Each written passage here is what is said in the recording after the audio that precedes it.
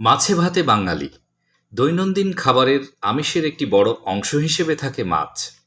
মাছের মাথা বা মুড়া খাওয়ার প্রতি অন্যতম একটি আকর্ষণ প্রায় সবারই থাকে। অনেক মাছের মাথা চিবানোর সময় সাদা ছোট পাথর সদৃশ বস্তু দাঁতে এসে ঠেকে। মাছের মাথায় ব্রেনের পিছনে মূলত অন্তঃকর্ণে পাথর সদৃশ বস্তুটি দেখা যায়, তা খুবই গুরুত্বপূর্ণ একটি অঙ্গ। একে অটোলিথ বা স্যাস্টোলিথ বলে। এটি ক্যালসিয়াম কার্বনের তৈরি, যা মাছের অন্তঃকর্ণে থাকে।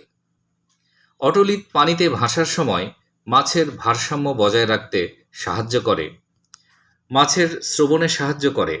মাছ কিন্তু সবসময় তার উপরের পৃষ্ঠ উপরের দিকে রেখেই সাঁতার কাটে।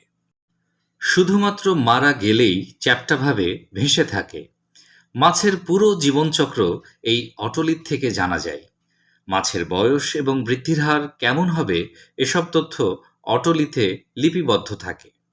অটোলিথ দেখা যায় বেশ কিছু মাছের মাথায়, যেমন পোয়া, কাতলা, রুই, মৃগেল, শিং মাছ, কই মাছ, তেলাপিয়া মাছ। এই মাছগুলোর মাথায় দুটি ওটোলিথ থাকে। একটি ওটোলিথ মাথার ওপরের অংশে এবং অপরটি মাথার নিচের অংশে অবস্থিত।